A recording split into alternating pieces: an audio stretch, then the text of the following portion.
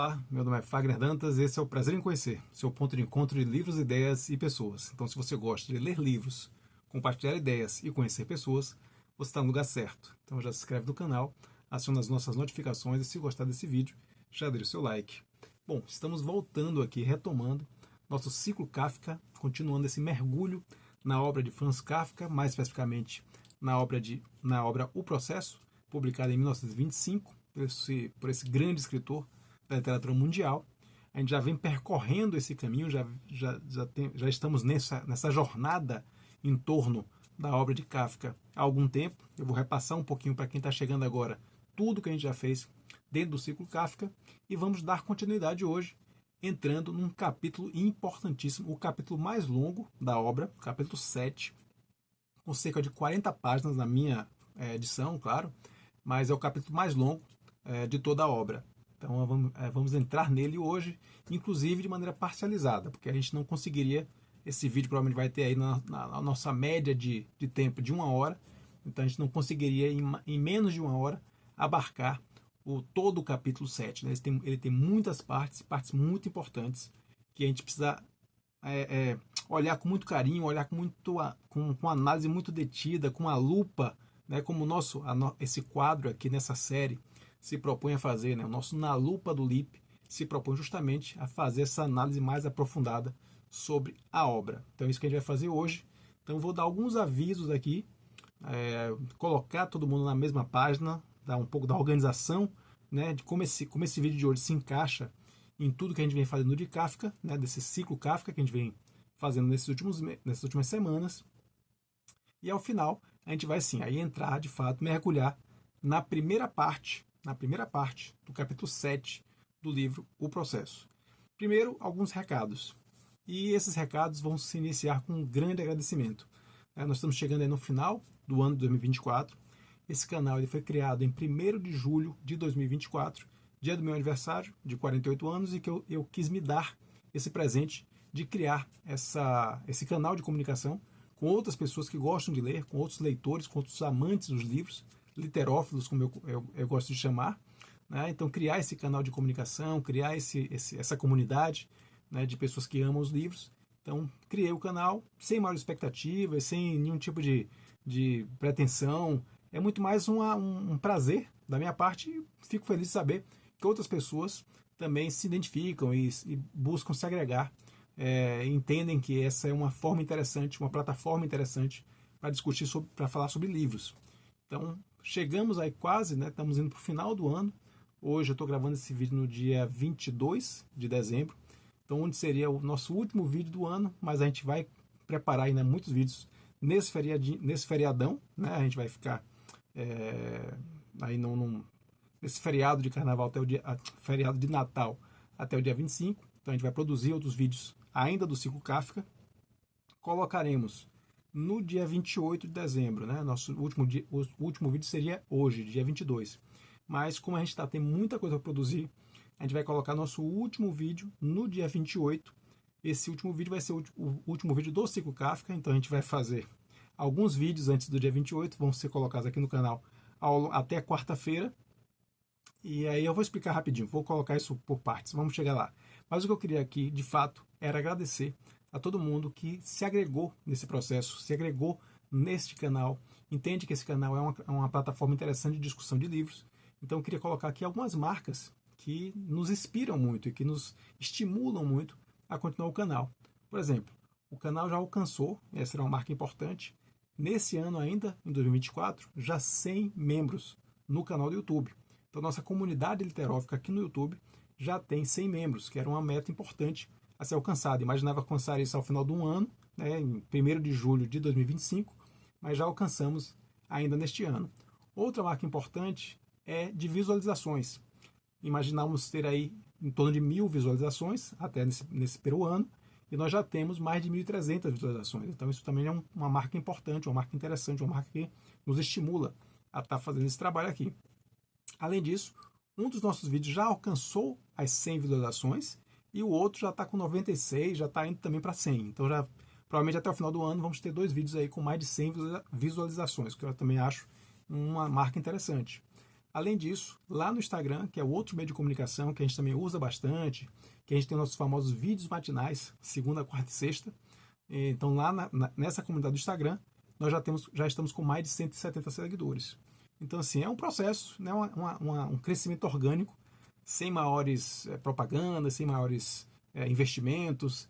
É literalmente pessoas que gostam de falar sobre livros. Então quando a gente puder avançar, quando a gente puder ampliar esse número de pessoas, melhor ainda. Eu acho que sempre a pretensão maior do canal, na verdade, é aproximar cada vez mais pessoas e livros. Né? Acho que esse é o grande lance, né? o grande empenho, o grande estímulo, né, de nós estarmos fazendo aqui esse trabalho.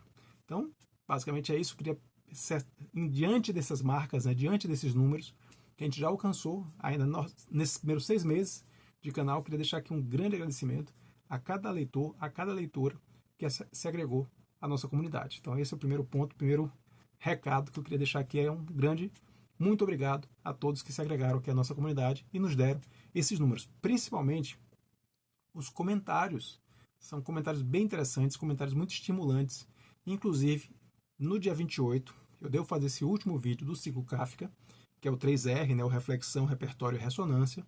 Então a gente vai fazer esse vídeo muito especial, muito específico do ciclo Kafka no dia 28, mas no dia 28 a gente vai colocar um outro vídeo também, com um vídeo extra, que é justamente um vídeo falando um pouquinho do canal, falando um pouquinho do que a gente imaginava, né, quando a gente criou esse canal.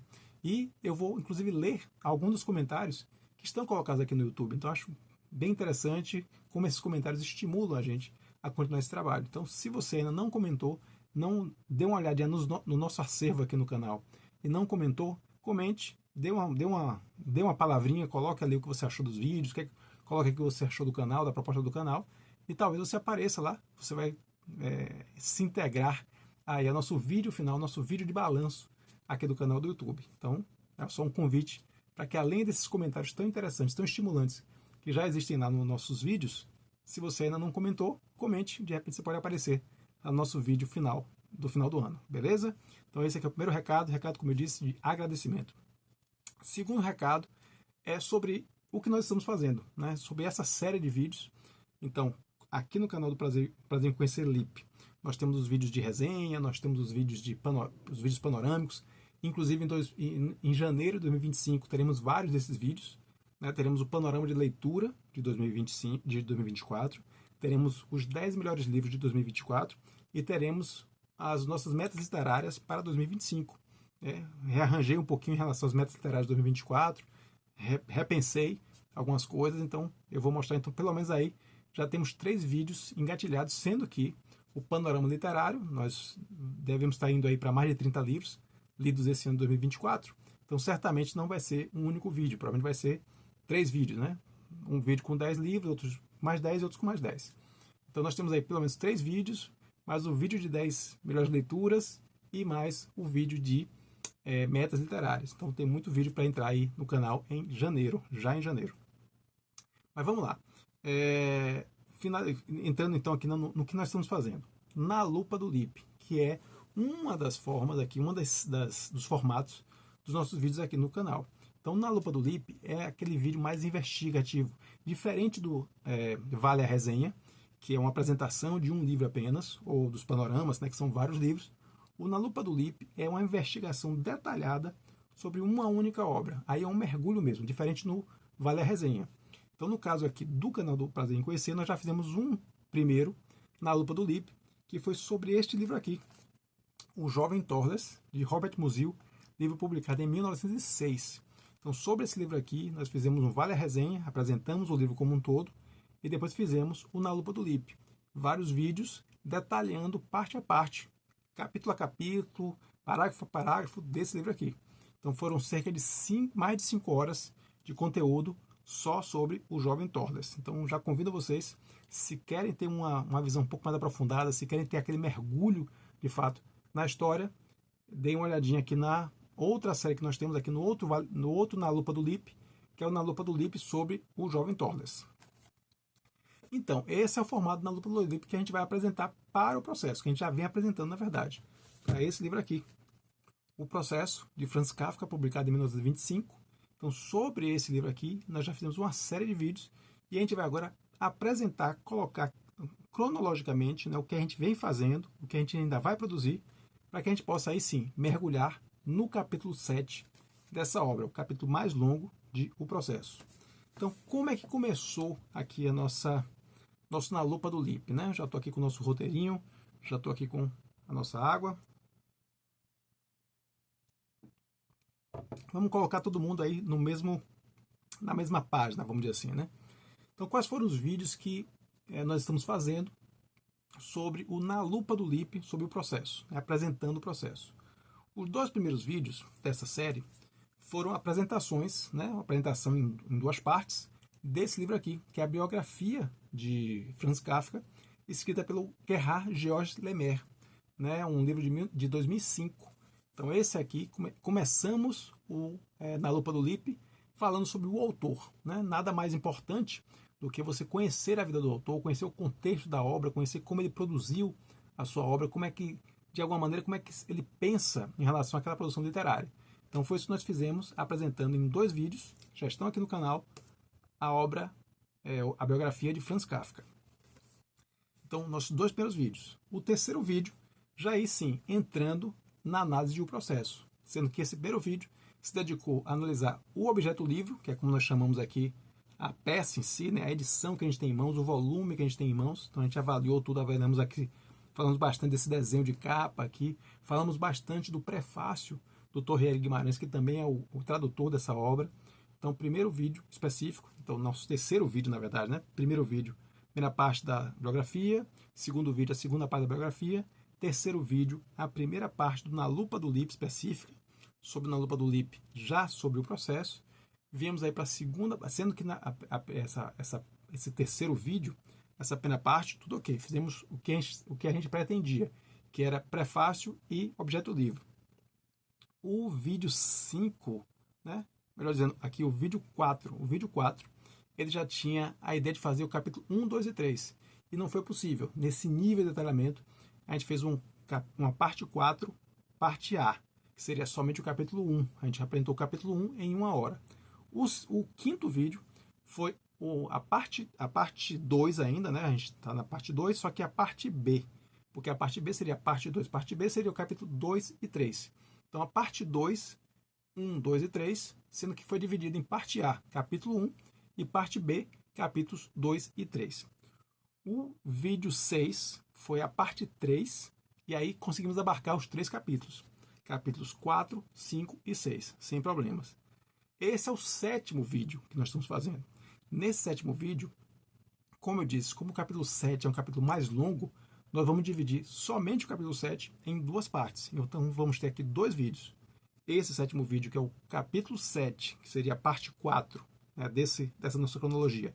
A parte 4, mas a parte A dessa parte 4, tratando apenas da primeira parte do capítulo 7. E depois nós teremos nosso 8º vídeo, que é a parte 4, só que a parte B, tratando da segunda metade do capítulo 7. Então, o capítulo 7 será tratado em 2 vídeos, ok? Depois nós temos nosso 8º vídeo, que é o 8º vídeo seria esse, que eu falei, a parte B do capítulo 7. O 9º vídeo é a parte 5. A parte 5 a gente vai tratar só do capítulo 8, porque é o segundo maior. O capítulo 7 tem 40 páginas. O capítulo 8 tem 26 páginas, então é o segundo maior capítulo. Então a gente também vai dedicar um vídeo específico a ele. O nosso 9º vídeo aqui, nosso 10º vídeo, melhor dizendo, será a parte 6, dedicada aos capítulos 9 e 10, ao final do romance, né? O romance tem 10 capítulos. Então o nosso 10º vídeo será a parte 6, dedicada ao capítulo 9, que é um capítulo super importante também, a Catedral, super importante, super referenciado em várias discussões sobre o processo, então a gente vai se deter muito sobre ele. E finalmente o capítulo 10, capítulo curtinho, é o final do processo, o final do nosso romance.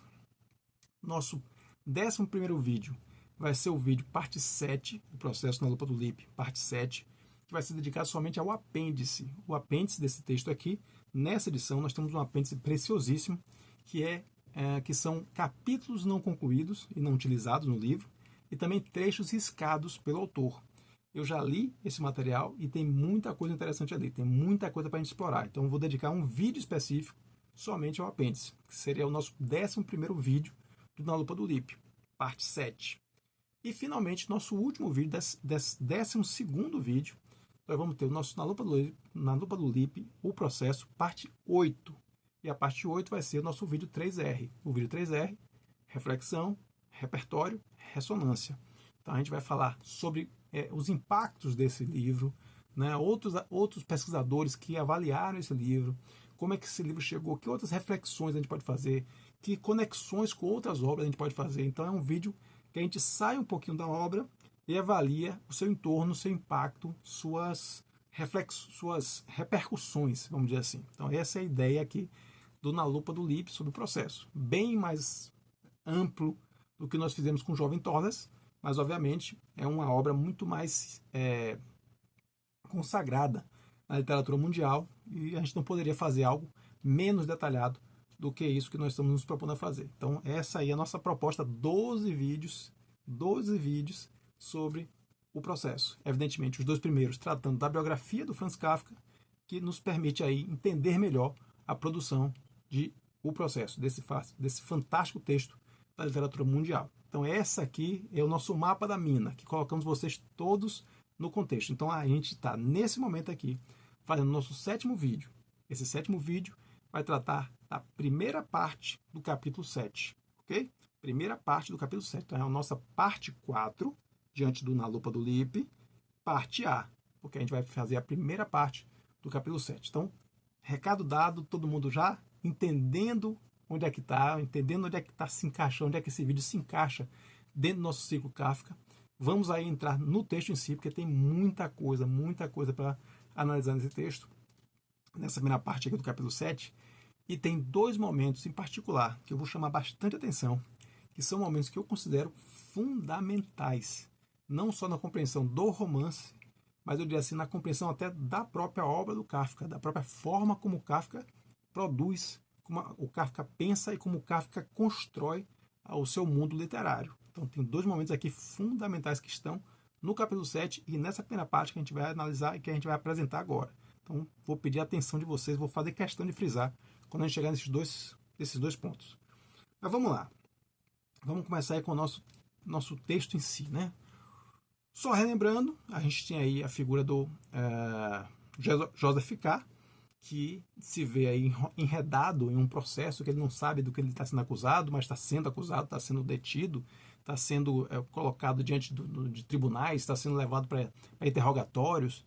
Então ele está enredado aí nesse processo, né, como o próprio nome, como o próprio título do livro diz, mas sem saber do que se trata e tentando encontrar algum sentido nessa situação completamente caótica que ele está vivendo. Então ele está, inclusive, ele é um procurador de um banco, então ele está tendo que lidar com um processo meio que escondido dos seus colegas do banco para não interferir na sua parte, né, profissional.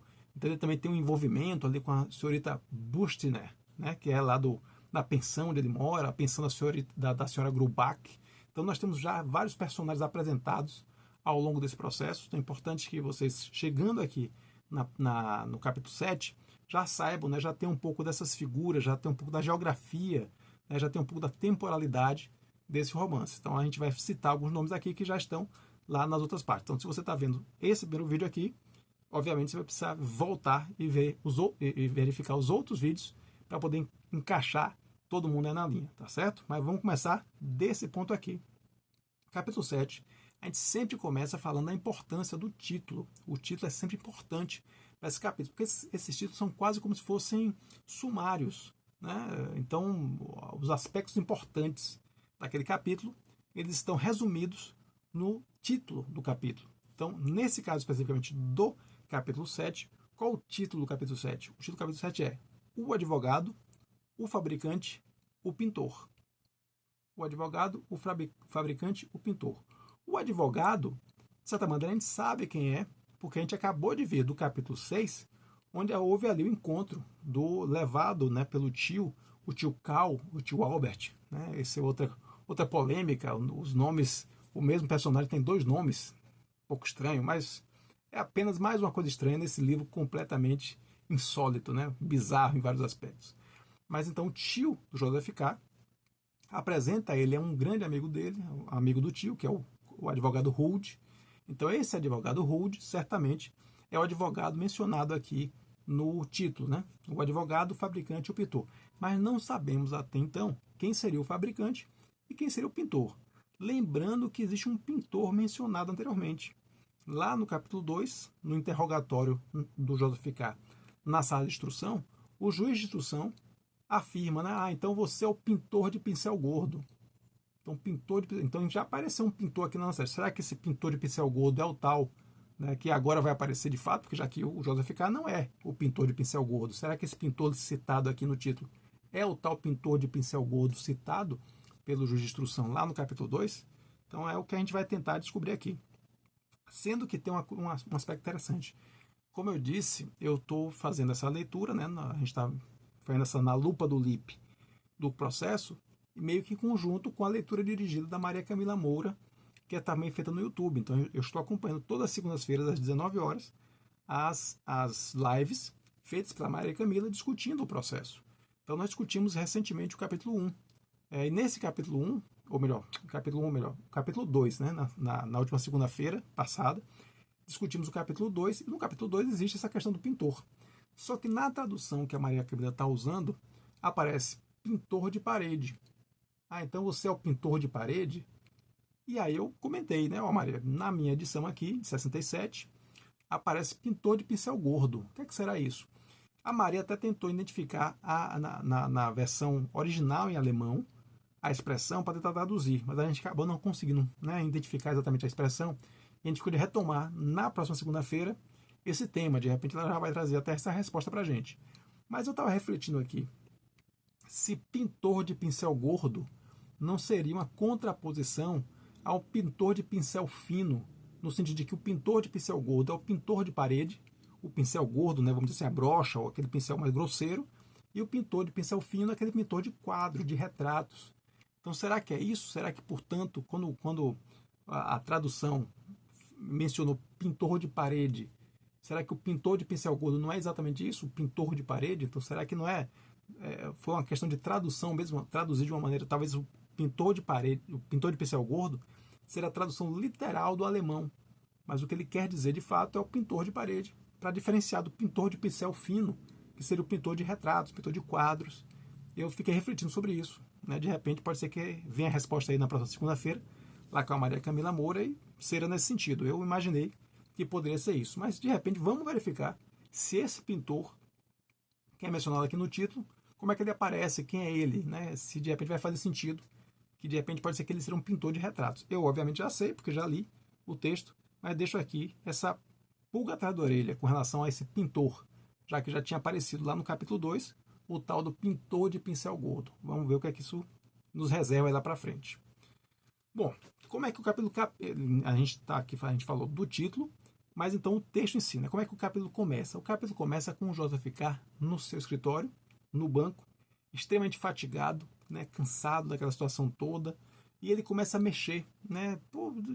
Assim, tá fatigado ali, tá meio que... como é que eu poderia dizer assim? Desgostoso da vida, tá meio pensando no seu caso, tá meio desanimado com o seu caso, e ele começa a mexer nos objetos na sua escrivaninha, mexer nos objetos, né? Bota para lá, bota para um lado, bota para o outro.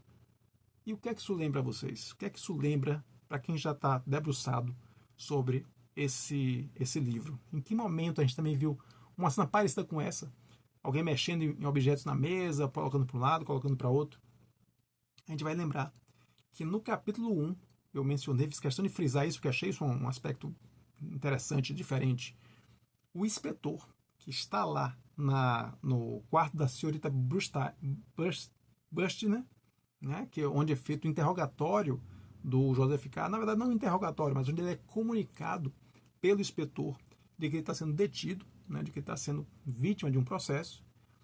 Naquele momento, quando o Joseph K. entra, levado pelos dois guardas, né, o Franz e o Wilhelm, quando ele entra no quarto, o inspetor está justamente colocando uns objetos na mesa, mudando de lugar, bota de volta, né? Também estava fazendo um movimento meio estranho. Isso me chamou a atenção, eu mencionei lá, e agora o capítulo 7 começa com uma prática muito parecida, feita pelo Joseph K. Isso me deu aí nesse nosso aspecto das reflexões, né, que a gente permite se fazer aqui na lupa do LIP, isso me deu uma ideia de uma projeção. quando você tem um sentimento, né, que você acaba projetando esse sentimento de alguma maneira numa ação física, né, aquele elemento psicológico, aquela situação psicológica, você acaba projetando de alguma maneira no mundo físico. E me deu um pouco essa sensação, tanto no caso do inspetor, lá no capítulo 1, quanto aqui do Joseph K. no capítulo 7. A ideia que me deu é que eles estão meio que tentando controlar alguma coisa, como se mexer nesses objetos, colocar de um lado, colocar de outro, fosse uma muleta mental para essa falta de controle.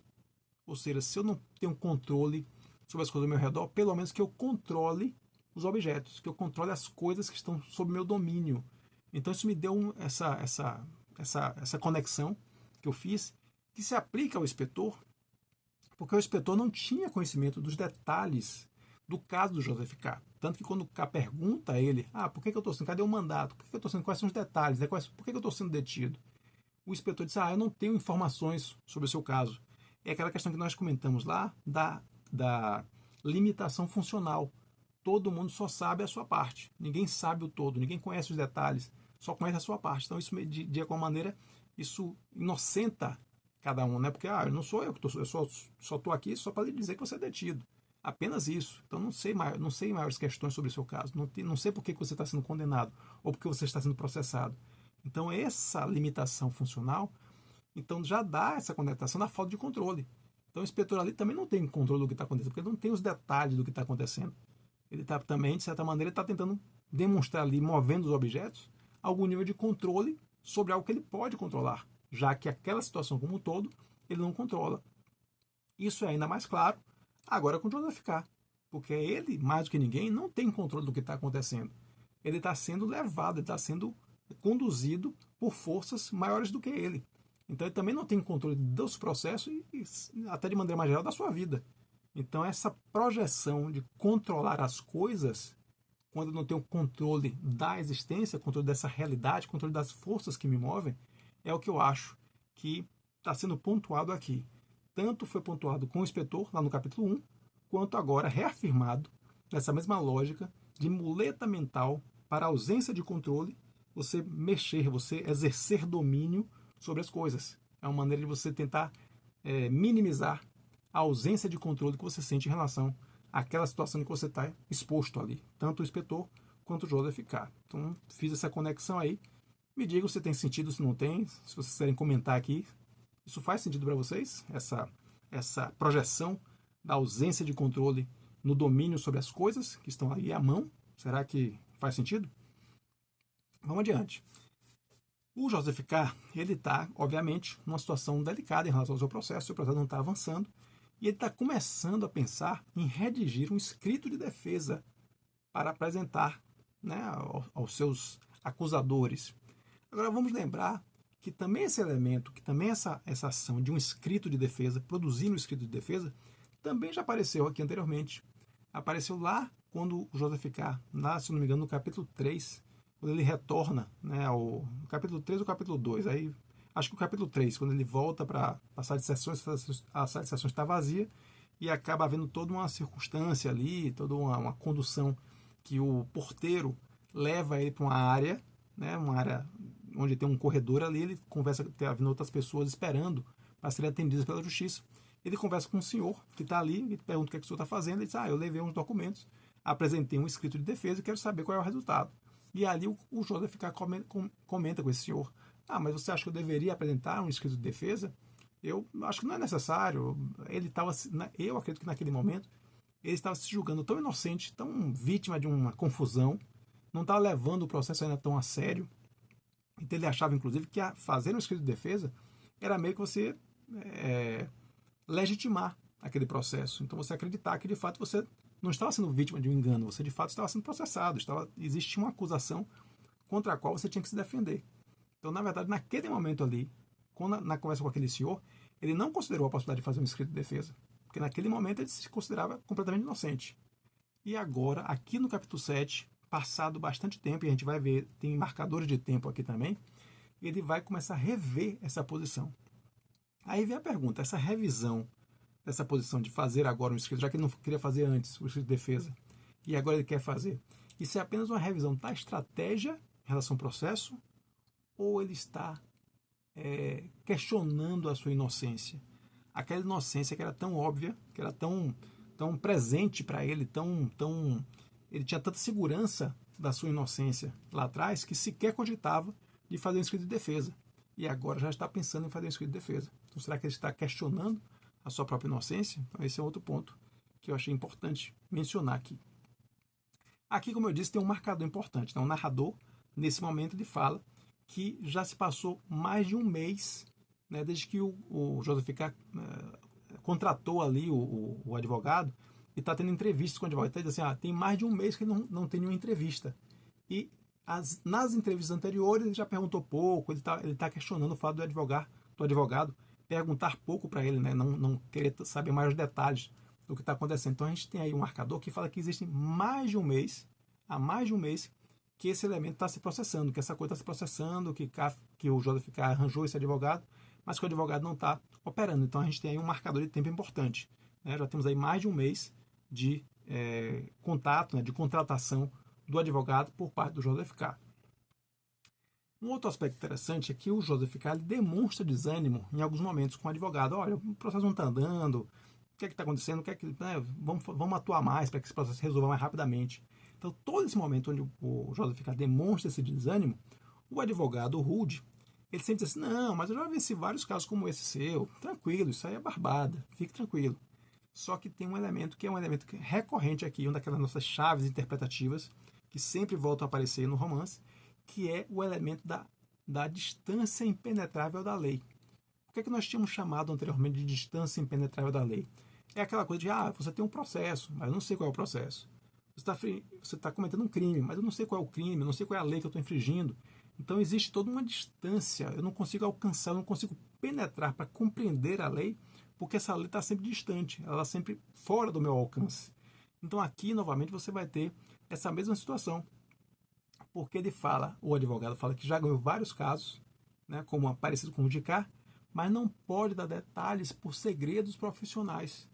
Então, novamente, você tem a figura da lei, a figura da justiça, ela aparece, mas aparece de maneira distante, aparece de maneira encoberta, aparece de maneira enevoada. Então, aqui da mesma forma, o advogado fala que já ganhou vários processos, mas não pode mostrar detalhes por conta de segredos profissionais. Então, é outro elemento que sempre se exerce aqui. E aí, nesse ponto, acho que a gente pode resumir essa ideia, né, dessa lei que está sempre distante, que está sempre exercendo o poder, mas de maneira distante daqueles que sofrem, daqueles que são submetidos a esse poder, a ideia de que o poder não pode ser compreendido, ele deve ser apenas exercido. O poder o poder deve ser apenas exercido.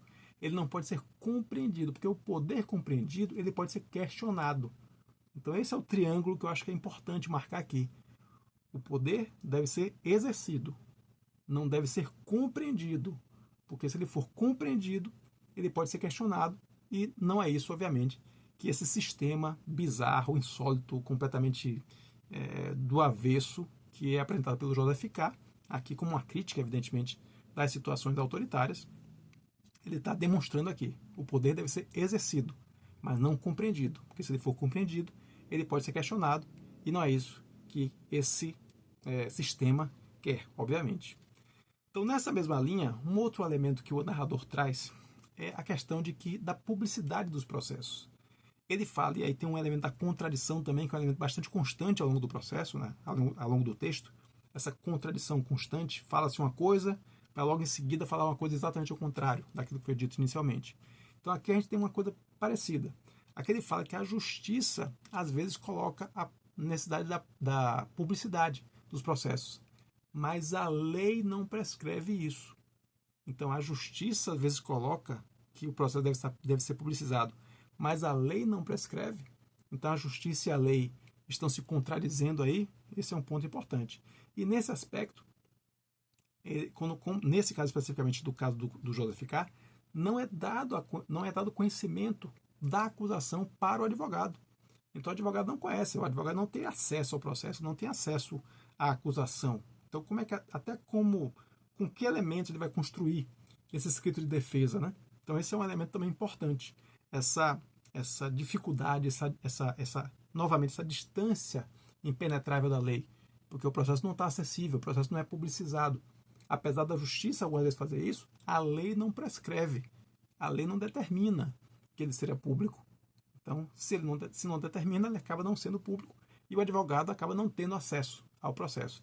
E isso é referendado por um aspecto, uma frase bem clara, que é dita pelo narrador aqui de uma maneira bem peremptória. Ele fala que, no fundo, a lei não admitia nenhuma defesa. Então, esse é o ponto claro. O sistema não admite nenhuma defesa, o sistema não admite ser contraposto, o sistema não admite ser questionado, haver uma contraposição às suas determinações.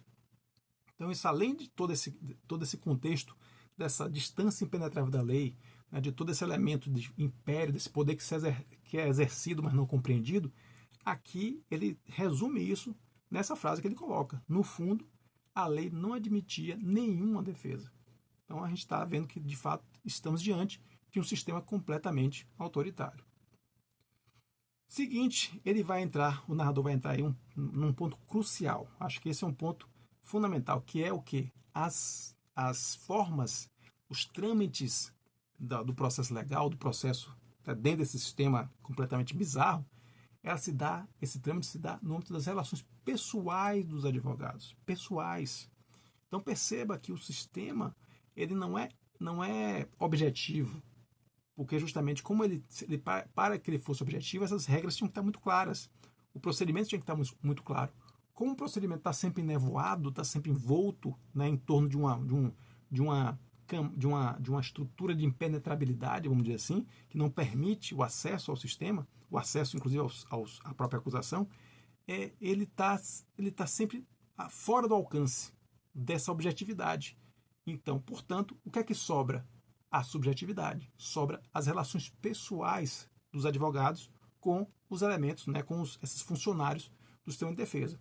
E nesse aspecto, o narrador menciona que o Joseph K. não poderia ter um advogado melhor, porque de fato o Rude era um advogado com muitas relações com as pessoas dos tribunais. Então esse foi um ponto bastante característico aqui, que o Rude, independente dessa ineficiência que o K se irrita, né, com essa ineficiência dele, de que não produz escrito de defesa, que não age, né, em favor do seu processo, apesar de tudo isso, o narrador é muito claro: se o processo é decidido pelas relações pessoais, o Joseph K. não poderia ter um advogado melhor do que o Rude, que de fato era um advogado com bastante influência, com bastante penetração aí junto aos funcionários.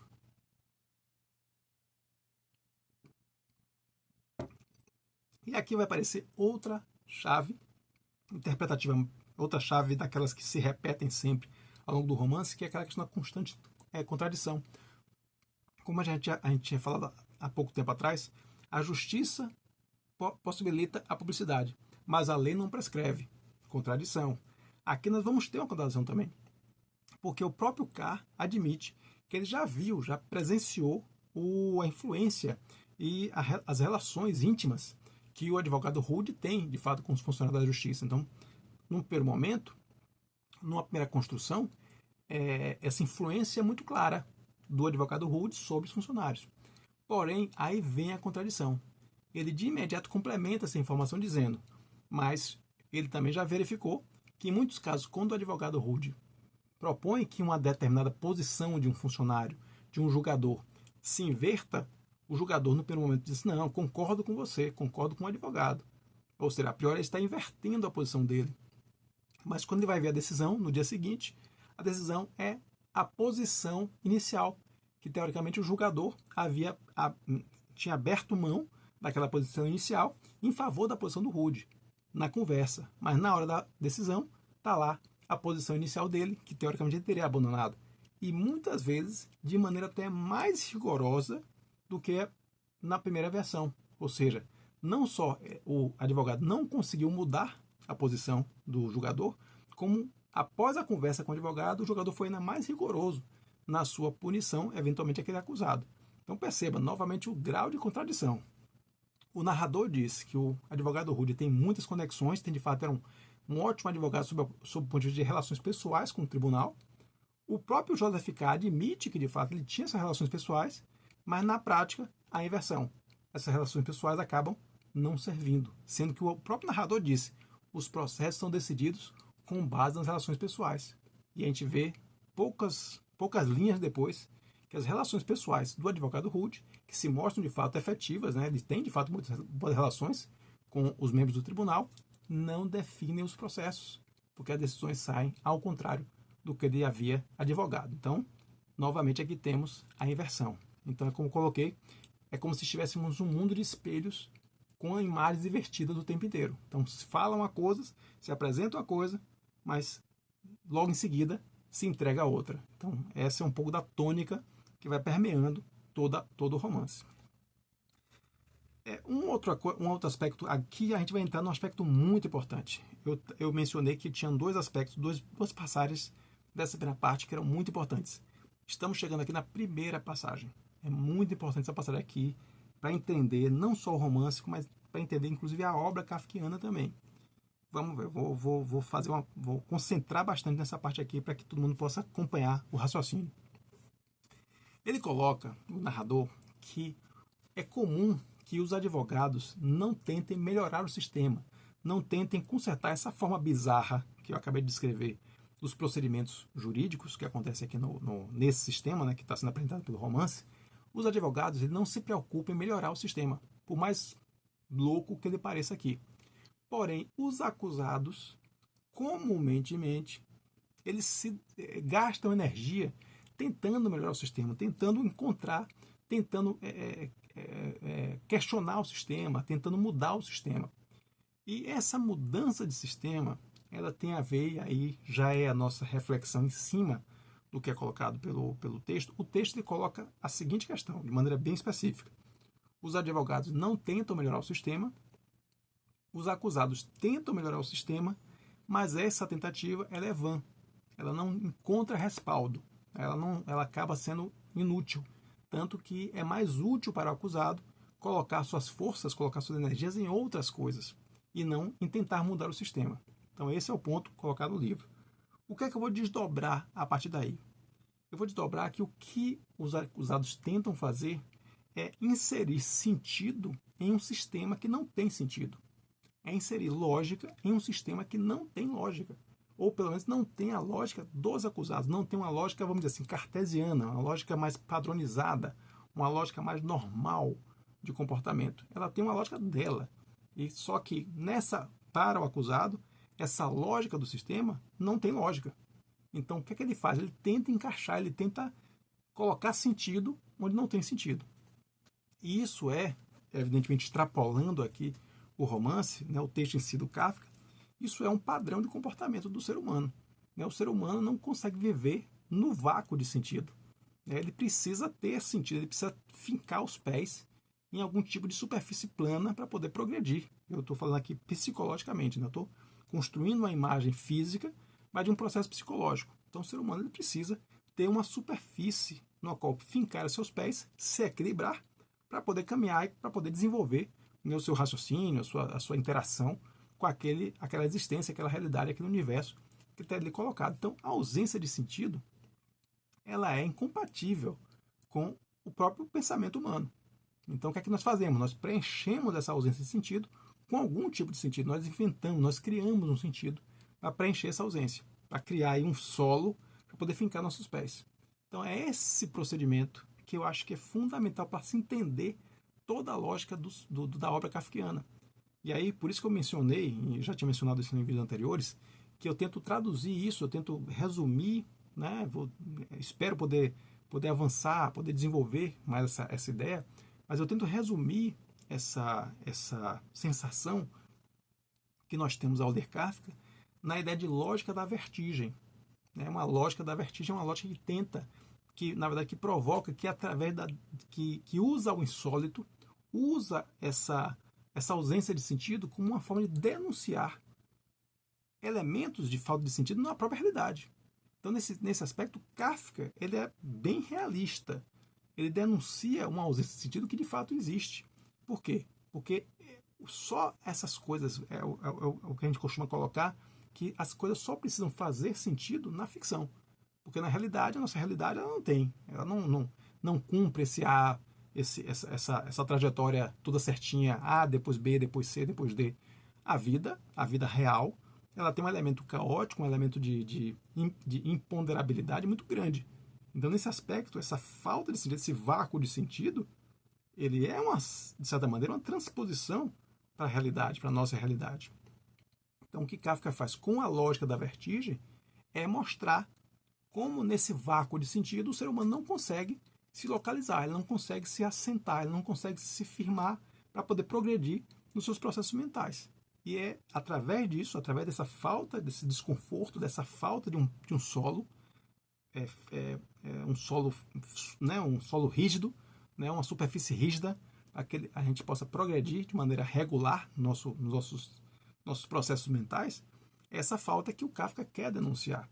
Então, por isso que eu menciono claramente aqui, né, esse formato, essa tentativa dos acusados de tentarem melhorar o sistema, na verdade é uma tentativa de colocar sentido onde não há sentido. E essa tentativa, ela se deve a esse fator humano, que é de não conseguir conviver com o vácuo de sentido. Né? O vácuo de sentido é incompatível com o raciocínio, com a ponderação humana. Então, esse eu acho que é um ponto que resume bastante aqui a ideia do Kafka. Né? E aí eu vou apresentar isso como é colocado aqui, exatamente como eu coloquei aqui. Tentar melhorar o sistema era uma tentativa vã de encontrar sentido onde não havia sentido. Ocorre que encontrar sentido é parte crucial da nossa estabilidade psicológica. Nossa mente é incompatível com o vácuo de sentido. Como um mecanismo de defesa mental, nós literalmente enfiamos sentido onde este não existe, para finalmente ter onde fincar os pés. Caso contrário, enlouquecemos. Enlouquecemos na ausência de sentido. Para evitar enlouquecer, criamos sentido, mesmo onde ele não existe. E aí isso está resumido numa frase que eu acho que é uma das frases mais importantes do romance. Mais importante do romance. Justamente quando o narrador está comentando dessa tentativa dos acusados, né, de tentarem colocar, né, de melhorar o sistema, e que não vale a pena fazer isso, o acusado deve se comportar, deve se resignar com essa situação, ele coloca a seguinte frase: era preciso comportar-se com serenidade, mesmo quando se estivesse a ponto de ficar louco. Vou repetir para a gente frisar. Era preciso comportar-se com serenidade, mesmo quando se estivesse a ponto de ficar louco. E aí eu continuo. Isso, para mim, resume bem não só a dinâmica do processo, desse livro especificamente, mas da obra kafkiana como um todo. Em resumo, o que eu defino, e eu mencionava no vídeo anterior, o que defino como lógica da vertigem é a maneira como Kafka denuncia o vácuo de sentido do mundo real e a consequente naturalização do insólito, que é essa coisa de que existe um tribunal dentro de um sótão de uma casa. Naturalizar o insólito, que é o que eu estou chamando aqui, essa naturalização desse insólito é, em última instância, nada mais, esse naturalizar o insólito, que é um dos elementos fundamentais da lógica da vertigem da obra do Kafka, nada mais é do que comportar-se com serenidade, mesmo quando tudo ao redor está desmoronando. Então veja, esse mecanismo, esse instrumento que é a naturalização do insólito, que compõe a lógica da vertigem, nada mais é do que esse esforço que nós temos de nos comportarmos com serenidade, mesmo diante de um mundo que está desmoronando.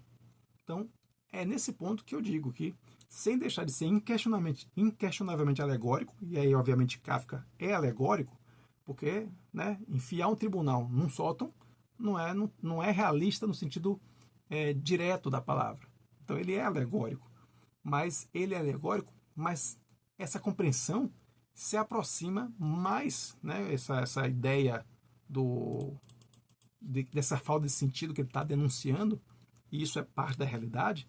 Nesse aspecto, ele é mais realista do que escritores absurdistas, como Samuel Beckett, por exemplo, né, de Esperando Godot, de Fim de Partida, que tem uma outra abordagem mais absurda das situações. Não que o absurdo não esteja presente em Kafka, mas acho que esse absurdo denuncia muito mais um absurdo que está mais conectado com a realidade.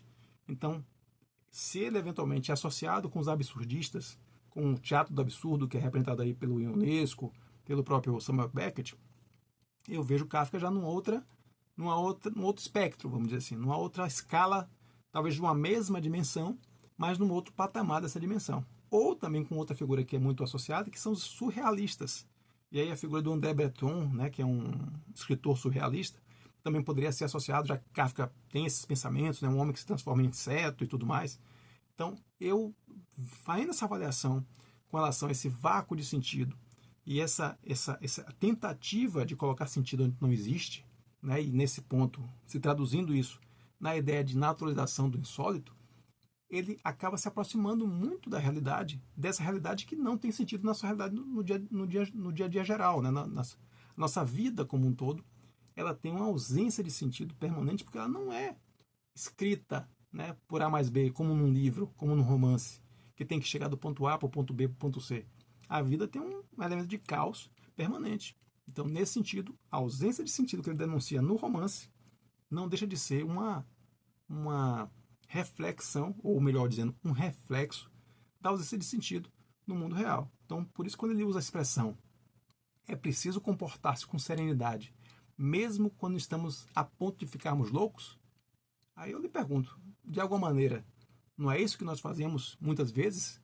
Tentar guardar a serenidade, tentar expressar, tentar se manter sereno, mesmo quando tudo ao nosso redor está em caos?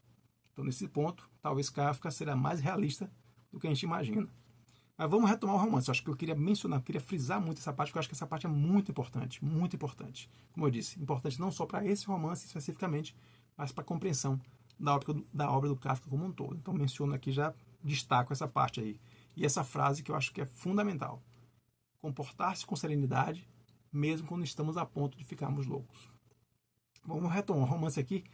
E aqui também tem um outro ponto importante, que ele é o elemento dessa compreensão desse sistema de justiça como um sistema muito mais amplo, né, muito maior do que o próprio Kafka.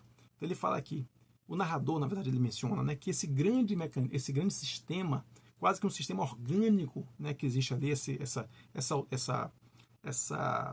modelo de poder orgânico que está ali colocado, ele não pode ser sequer arranhado por essas tentativas vãs dos acusados. Ele até coloca que o acusado que tenta fazer isso, na verdade, cava o solo dos próprios pés. E ele próprio se coloca no abismo. Então, essa tentativa de melhorar o sistema. E o sistema não vai ser melhorado. Tanto que ele coloca, o narrador coloca esse grande sistema, quando isso acontece, eventualmente, se algum acusado tentar melhorar o sistema, não só o acusado em si vai sofrer as consequências, vai ser eliminado do sistema, como aquele eventual dano que será causado no sistema, ele vai ser rapidamente substituído, ele vai ser rapidamente consertado ali com elementos do próprio sistema, inclusive se tornando até pior do que o sistema, né? Pior do que aquele sistema original. Então, não só o acusado não consegue melhorá-lo, como ele, inclusive, pode piorar o sistema para os próximos acusados, se tornar ainda mais rigoroso, ainda mais despótico do que inicialmente colocado antes daquela tentativa de melhorá-lo. Então, perceba que, de certa maneira, é guardado as proporções aí o que acontece com a questão do advogado. Como a gente falou anteriormente, o advogado às vezes tenta ajudar o cliente, né, tenta ajudar o acusado, e não só ele não consegue ajudar, como a decisão do julgador ela pode ser até pior do que antes de ele ter tentado ajudá-lo. Então, de certa maneira, é o que o narrador fala com relação ao esse sistema da justiça como um todo. Quando o acusado tenta melhorá-lo, pode ser não só ele não consegue melhorar, como inclusive ele pode tornar o sistema ainda mais rigoroso. Então veja que é um ciclo vicioso, né? Quanto mais você tenta melhorar, mais você piora o sistema. Então qual é a conclusão final que se chega aqui? Os acusados devem deixar o caso para os advogados. Não devem se meter no sistema, não devem se meter diretamente com o sistema. Devem deixar isso com os advogados. Porém, né, o que é que acontece? O Kafka não, o Joseph K, né, o Joseph K, ele não está encontrando os elementos necessários para avançar, né, para fazer avançar o seu processo. E ele tem dois elementos aqui que são apontados pelo narrador que mostram por que isso não está acontecendo. Um primeiro elemento é aquela questão do chefe de despachos, que estava na reunião com o tio do Joseph K e com o advogado Rude, né, os três estavam ali reunidos, né, então o chefe de despacho já estava na casa do advogado Rude quando chega o tio e o Joseph K, e ele é chamado pelo advogado Rude a entrar ali na conversa, Só que o JFK, ele perde a oportunidade de ter um contato, de trazer o chefe de despacho para a causa dele, quando ele resolve sair e ficar lá com a Lene. Então a gente está lembrado aqui do capítulo anterior, do capítulo 6. Então, no meio da conversa, ele ouve um barulho, vai lá e fica com a Lene, fica lá de namoricos com a Lene. Então, o que o narrador coloca aqui? Que ele perdeu a chance de trazer o chefe de despacho para o seu lado. Então, isso já foi uma perda grande da parte dele. E a outra parte é que quando ele menciona, muitas vezes, quando ele questiona o advogado pela falta de ter um avanço mais rápido do seu processo, o advogado sempre diz assim, mas a culpa também é sua, porque você demorou demais para poder constituir um advogado. Então perceba que ele tenta encontrar os motivos, né, do processo não estar andando por conta do processo, do sistema ser complexo, do sistema ser corrupto, do sistema ser contrário, né, ser autoritário, ou então no advogado que é ineficiente, que é inerte, quando na verdade as causas estão se voltando para ele. Né? Ele não trouxe o chefe de despacho para a parte dele, para o lado dele, ele não colocou aqui, como é que ele falou aqui? Ele não constituiu logo o advogado para poder correr atrás do processo, então é tudo a culpa dele, na verdade. Né? As pessoas dizem, você está procurando encontrar culpa lá fora, mas a culpa é sua. Então esse é um outro ponto também importante. Só que o que acontece? Né? A única, dessas visitas todas que ele faz lá com o advogado e tenta resolver o caso dele, tenta avançar com o caso dele, a única coisa que acontece, que ele diz assim, que é uma vantagem, né, que é a única coisa boa que advém dessas visitas, nada mais nada menos que é o contato com a Lene. Então ele, quando vai com o advogado, a Lene sempre dá um jeitinho de ir lá fazer um carinho, trocar umas carícias escondidas com ele, né, porque lembra que a Lene tem um envolvimento também com o advogado, mas a Lene não deixa de fazer as carícias, não deixa de trocar carinhos com ele quando ele vai visitar o advogado Rude. Mas perceba que, apesar desses carinhos com a Lene, o JFK ainda continua pensando em quem? Continua pensando na senhorita Bustner, lá da pensão da senhora Grubach. Porque ele fala que ele se ressente, ele fica triste em saber que as suas relações com a senhorita Bustner estão tão paradas quanto o seu processo. Então, na verdade, ele troca carinhos com a Lene ali, mas o interesse realmente, vamos dizer assim, o interesse mais amoroso dele seria a senhorita Bustner. Bom, então, outro marcador importante de tempo aqui, que é acrescentado, diz que o escrito de defesa não saiu, mesmo tendo passado 2 meses no início do processo. Então, um marcador importante de tempo. Já se passaram 2 meses desde a detenção do K lá na pensão. Diante de tudo isso, né, diante de toda essa situação, qual é a conclusão que chega o K? O K decide que não vai mais continuar com o advogado. Ele vai desconstituir o Rude do seu caso. Ele não vai mais querer ser representado pelo Rude. E não só não será representado pelo Rude, mas ele próprio vai assumir a sua defesa, escrever seu escrito de defesa, e não só, ele disse que vai atormentar os funcionários, vai ficar o tempo todo batendo lá, marcando ponto lá no tribunal, para forçar os funcionários a cuidarem do caso dele, a se debruçarem sobre o caso dele, para chegarem logo na conclusão.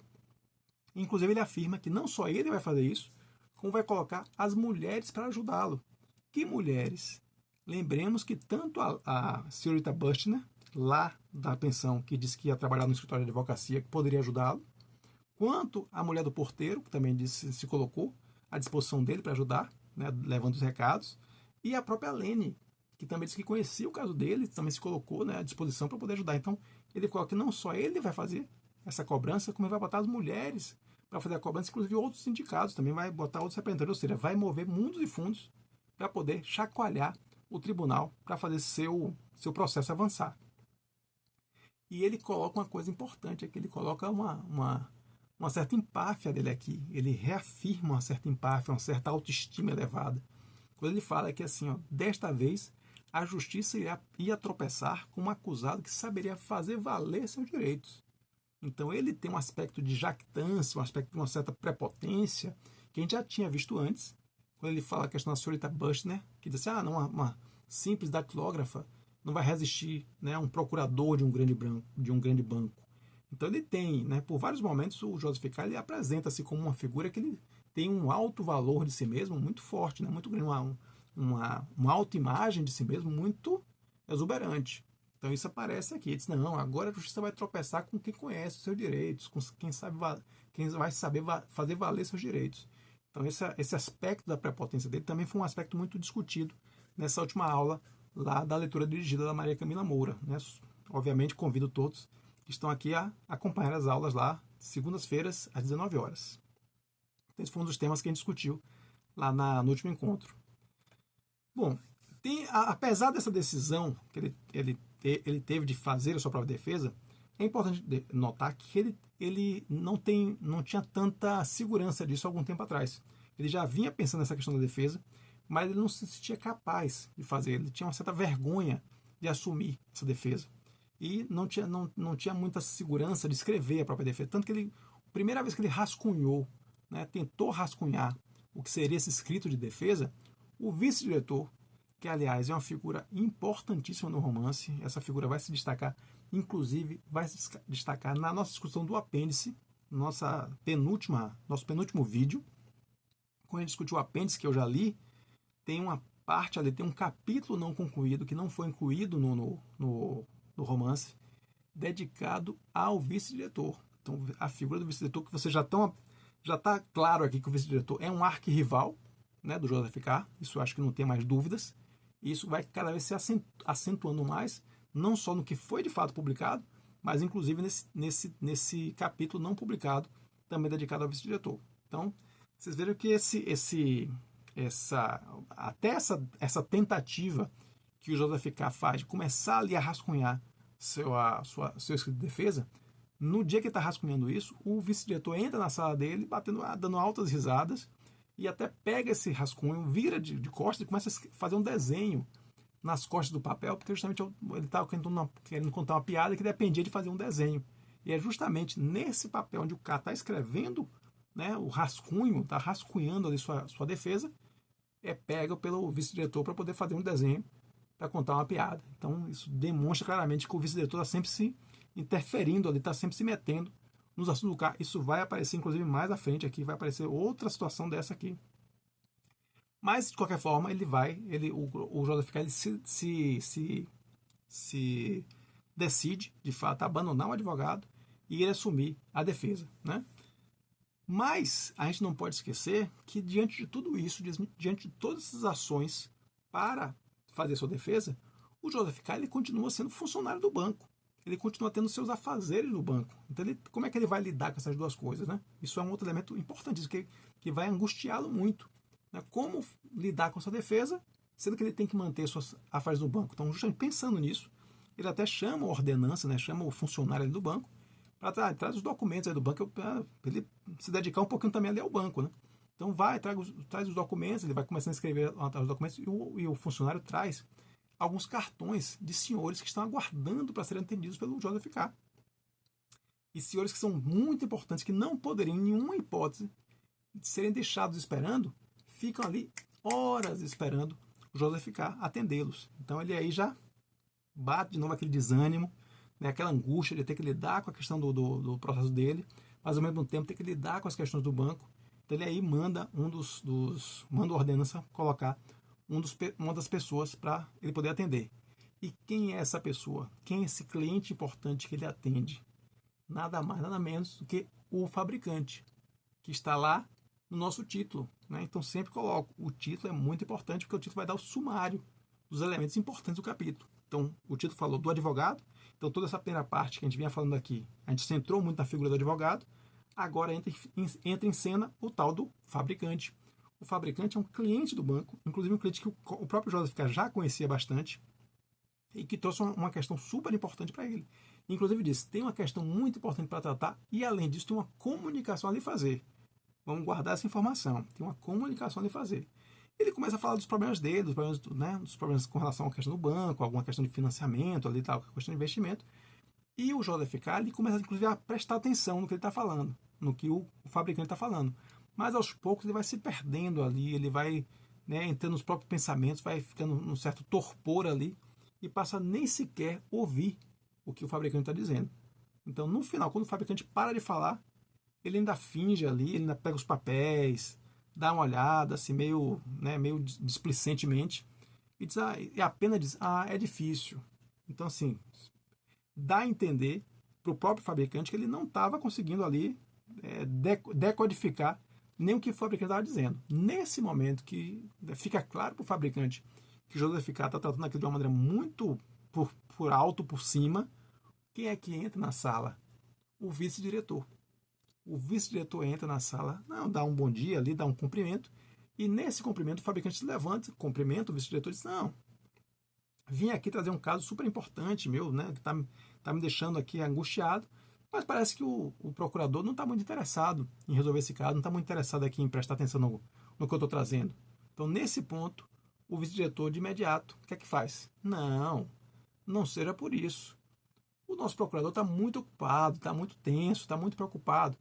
Venha à minha sala que esse caso seu é super importante para o banco.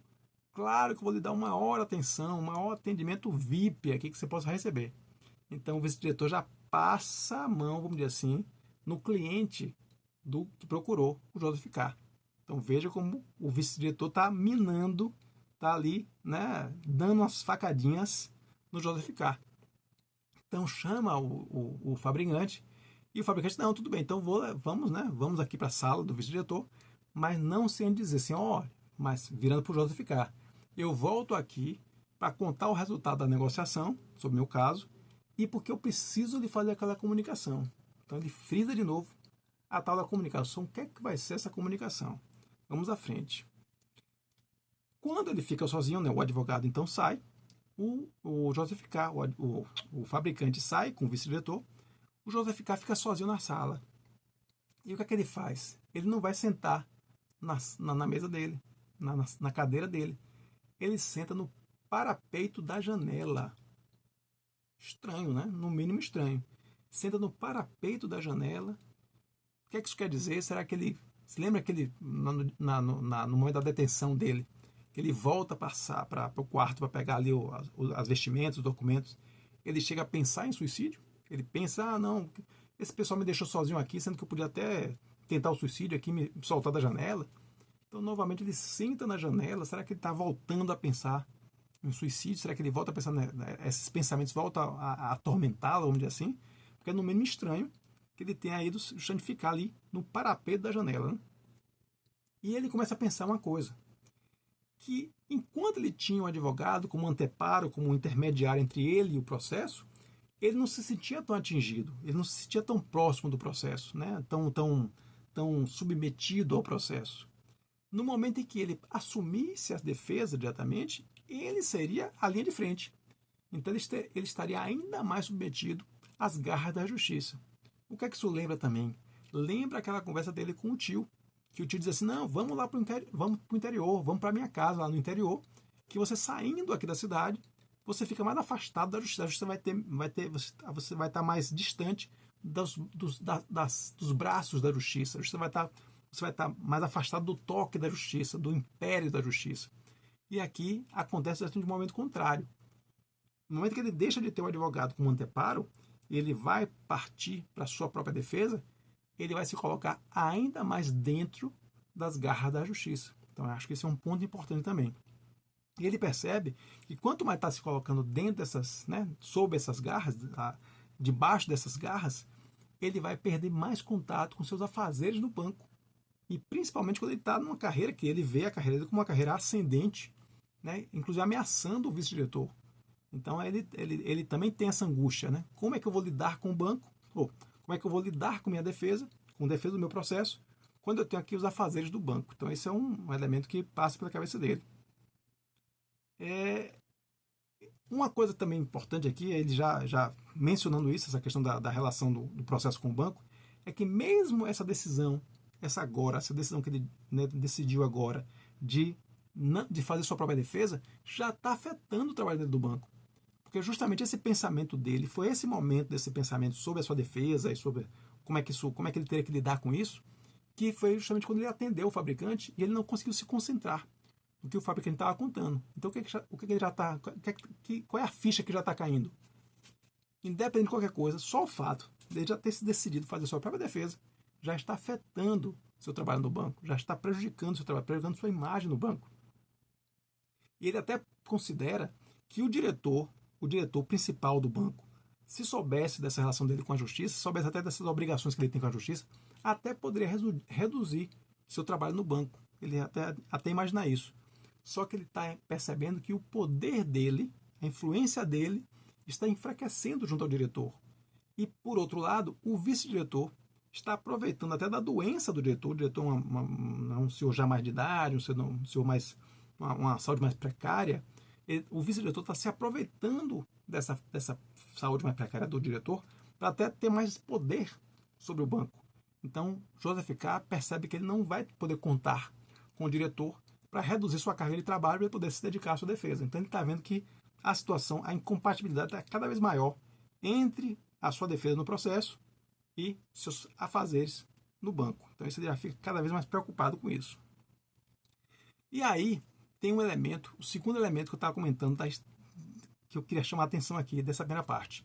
Comentei lá em cima, naquela questão de que precisamos nos comportar com serenidade, mesmo quando estamos a ponto de ficar loucos. Então, comentei bastante sobre esse ponto lá atrás.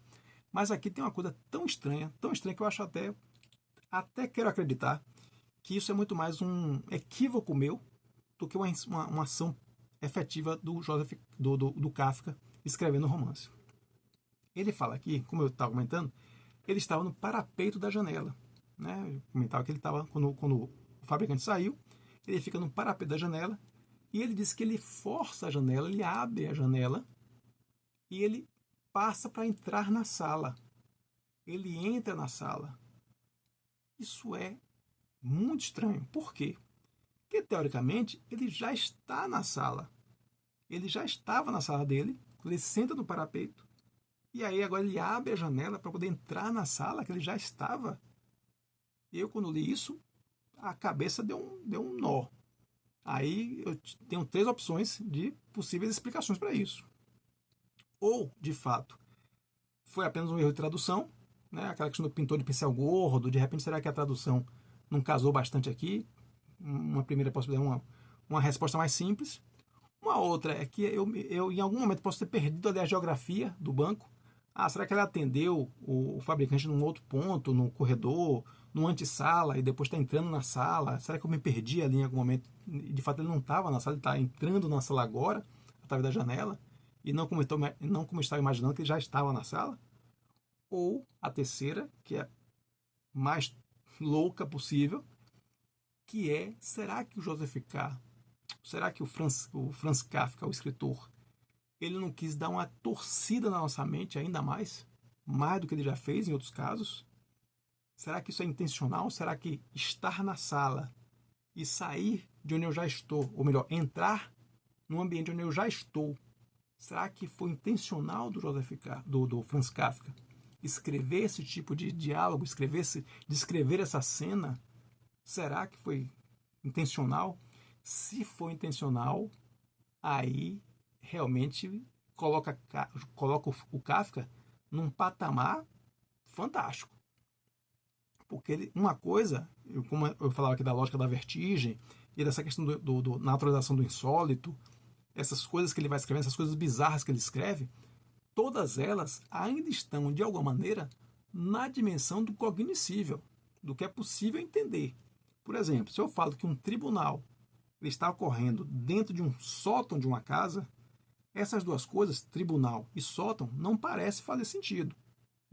Um tribunal num sótão de uma casa não parece fazer sentido. Mas tribunal e sótão não são incompatíveis. Eu consigo construir uma imagem mental onde um tribunal, por mais estranho que possa parecer, funcione num sótão. Então, esses elementos não são conceitualmente incompatíveis. Mas entrar num lugar onde você já está, isso é conceitualmente incompatível. Isso é uma dimensão espacial completamente louca, tipo além da imaginação, sabe? Um elemento assim completamente alucinado.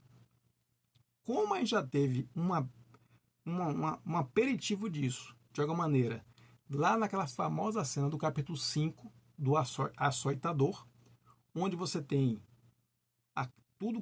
tudo aquilo se passando, aquilo que é descrito quando o Joseph K. abre a porta do quarto de despejo, vê toda aquela cena, fecha a porta, passam-se alguns dias, ele abre a porta de novo e vê a mesma cena. Como se aquela cena tivesse parado, como se aquele tempo ali, naquela dimensão temporal daquele quarto, ele só se mexesse a partir do olhar dele. aquela velha experiência do gato de Schrödinger, né? Schrödinger, né? Schrödinger. Aquela famosa cena onde o gato fica num espaço fechado que você não sabe se o gato está vivo ou o gato está morto. Né? As duas situações, teoricamente, existem ao mesmo tempo. Então é como se você aquele tempo só andasse, só fluísse diante dos olhos do Joseph K. quando ele abre a porta do quadro de despejo. Então essa dimensão temporal já é, em si só, bastante insólita, bastante louca. Agora imagine, se ele já deu esse eclipsezinho, se ele já deu esse aperitivo dessa dimensão temporal extremamente diferente no capítulo 5, será que ele não está dando uma frestazinha, dando um aperitivo também de uma dimensão temporal louca aqui no capítulo 7? Alguém que entra no lugar onde ele já está? Seria assim de estourar a cabeça.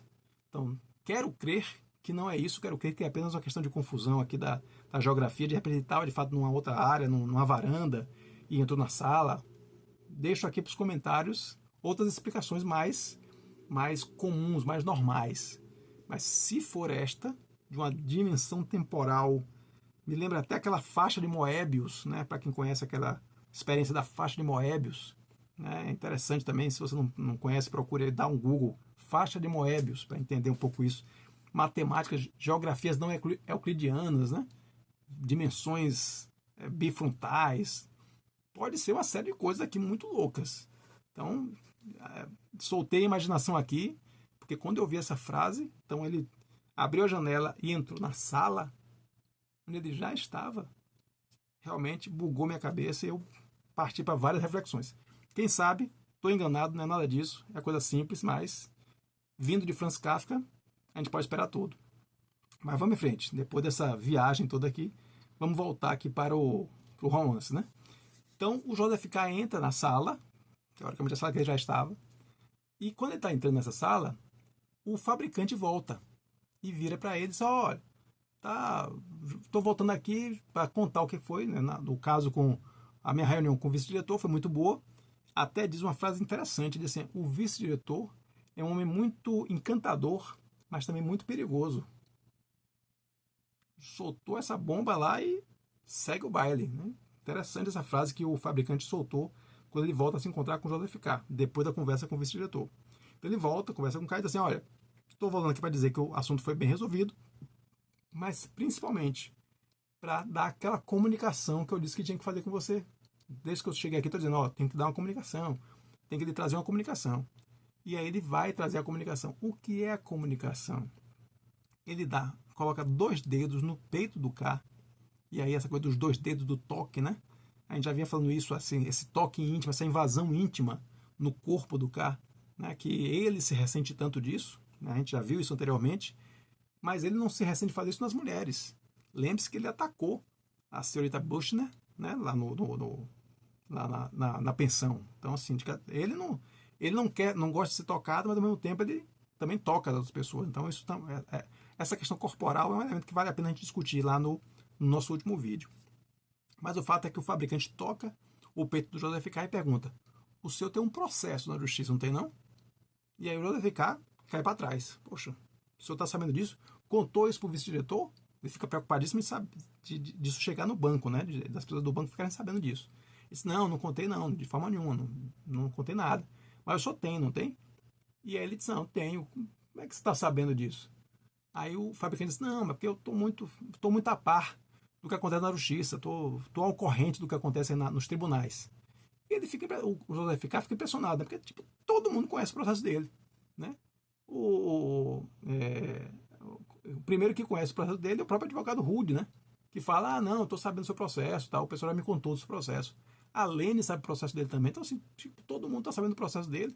Então ele já fica meio ressabiado com isso aí, né? Já achou isso meio estranho, essa história que todo mundo está sabendo do processo. E aí, mas de qualquer forma ele confirma, né? Que ele de fato, tá com processo, está envolvido com o processo.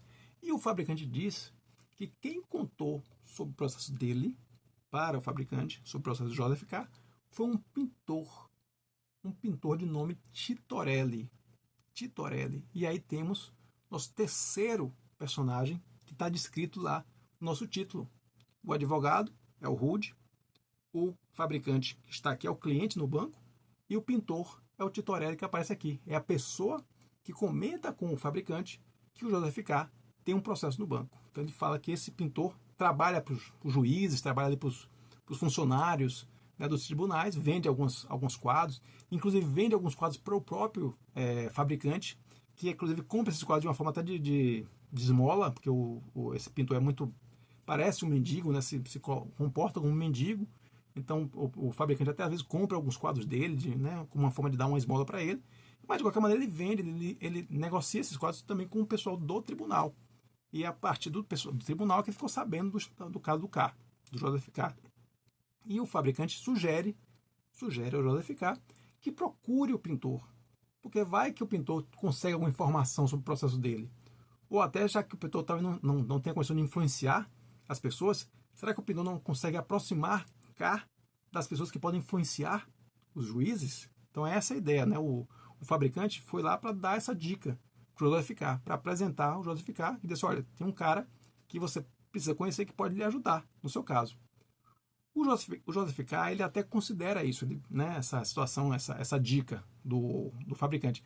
Mas ele diz assim, rapaz, nada que eu puder trazer de bom desse encontro com o pintor é pior, né, ou pode ser assim, né, pode melhorar a situação. Pode melhorar uma situação que está muito ruim, que é o quê? Qual é a situação ruim que ele está colocando ali? O pintor está espalhando sobre o caso dele e está todo mundo sabendo o caso dele, como o próprio caso do fabricante. Então, assim, ele pensa muito mais nesse aspecto negativo do pintor estar espalhando ali a situação do caso dele do que até do que ele poder conseguir de positivo na conversa com o pintor. Então, o que preocupa mais é isso a ele. Ele diz, olha, pô, esse cara aqui está falando meu caso para Deus e o mundo. Mas, de qualquer maneira, ele disse que vai mandar uma carta para o pintor, para que o pintor venha até o banco. E o fabricante disse assim, olha, você tem certeza que quer fazer isso? Você vai mandar um cara como o Titorelli, né, um mendigo praticamente, para vir lhe ver no banco? Você não acha que vai chamar muita atenção, não? Outra coisa, você quer mandar uma carta, você quer deixar por escrito isso para ele? Vai deixar uma carta na mão de um cara como o Titorelli? Então ele questiona muito esse pensamento do K, né? Essa forma como o K pensou de lidar com a situação.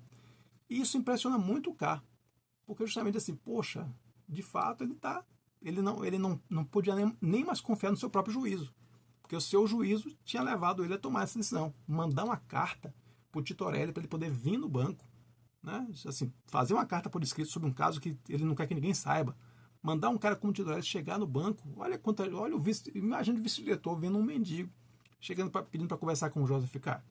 Então assim, ele tomou uma decisão e como o fabricante mostrou para ele que aquela decisão era completamente equivocada, ele começa a duvidar do seu próprio juízo, da sua própria razão, da sua própria racionalidade. E, inclusive no momento onde ele mais vai precisar dessa racionalidade, que é agora que ele vai assumir a defesa do seu caso. Então, temos dois casos aí temos duas situações bastante preocupantes para o Joseph K. Não só a questão de que ele estava ali tomando a decisão errada, como ele iria precisar cada vez mais do seu juízo, e ao que tudo indica, seu juízo não estava, né? Ele não estava em seu juízo perfeito, como a gente costuma dizer. Então ele aí concorda, recebe uma carta de recomendações do fabricante, né, com o endereço do pintor, e aí decide, né, o que vai de fato procurar esse pintor. Nesse momento que o fabricante sai, o funcionário entra e diz que tem 3 senhores esperando pelo Joseph K. para serem atendidos, né, ainda continua lá esperando. O Joseph K. diz assim, olha, não tenho mais como atender ninguém hoje. Já hoje eu tô precisando, vou sair.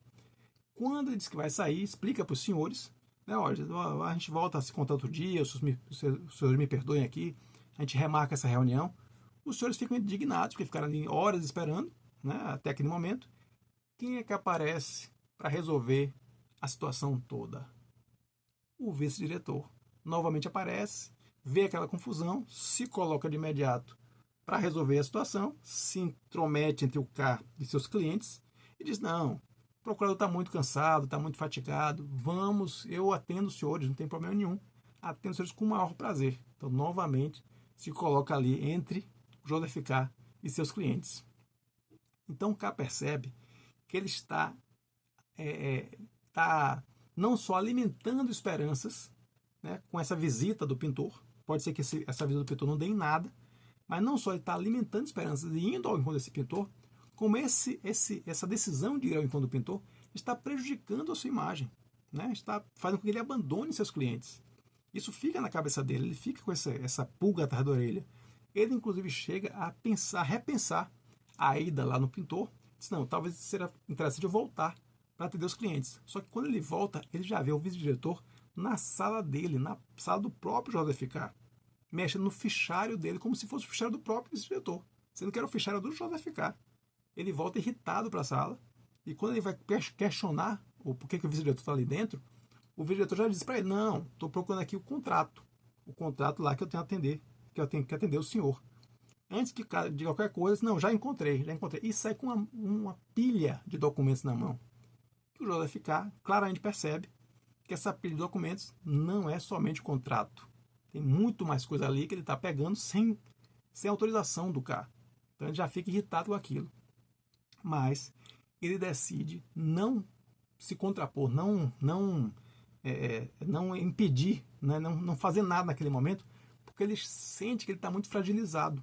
Ele está muito alquebrado, ele está muito fatigado, está muito envolvido e capturado, vamos dizer assim, a sua atenção pelo processo. Então, o que ele chega à conclusão? Eu preciso resolver a questão do processo, mas quando eu resolver, o vice-diretor vai sentir a minha vingança, vamos dizer assim. Ele meio que promete que ele vai voltar a carga dele, voltar a energia dele para cima do diretor, assim que ele resolva os seus problemas na justiça. E aí, ele resolve visitar o pintor Titorelli. Então, gente, aqui a gente finaliza, né, já passamos aí nossa 1 hora tradicional, finalizamos aqui a primeira parte, apenas a primeira parte do capítulo 7 do livro Processo. Então, a gente vai gravar agora um outro vídeo com a parte B dessa parte aqui, para a gente finalizar o capítulo 7, esse capítulo tão importante, o capítulo mais longo do romance e super importante, como a gente já viu aqui, para o desvendar dos mistérios, o deslinde aí das enroladas, das desventuras do nosso querido Joseph K. Então é isso, gente. Finalizando esse vídeo, evidentemente não pode deixar de convidar vocês para que vocês continuem essa parceria conosco aqui, se inscrevendo aqui no canal do Prazer em Conhecer Lippe, né, comentando aqui, dando seu like para esse vídeo, se você acha que esse vídeo lhe agregou de alguma maneira, lhe acrescentou alguma coisa em relação a essa grande obra que é o Processo. Não deixe de dar o seu like, não deixe de comentar sobre o vídeo, as várias teorias que a gente levantou aqui, será que fazem sentido ou não? Comentem aí. Além disso, fique à vontade para visitar o acervo aqui do canal, já temos mais de 30 vídeos aqui no nosso canal do Prazer em Conhecer Lippe, certamente você vai encontrar um que vai lhe apaixonar e não deixe de comentar. Lembrando que a gente vai ler algum desses comentários lá no último vídeo do ano, no nosso vídeo de balanço. Então, faça aqui o convite para você se inscrever no canal, comentar no canal, deixar o seu like nesses vídeos. Além disso, se inscrever também lá no nosso canal do Instagram, se você ainda não é inscrito, porque no canal do Instagram a gente continua esse papo sobre livros, nossos vídeos matinais de segunda, quarta e sexta, para você já começar seu dia com o poder da leitura à sua disposição. Então é isso, gente. Daqui a pouco a gente volta com o próximo vídeo. Não vamos deixar passar muito tempo, não. Vamos gravar logo esse vídeo aqui da segunda parte do capítulo 7 desse livraço aqui, O Processo, de Franz Kafka. Obrigado pelo seu tempo e lembre-se, a busca nos une. Um abraço.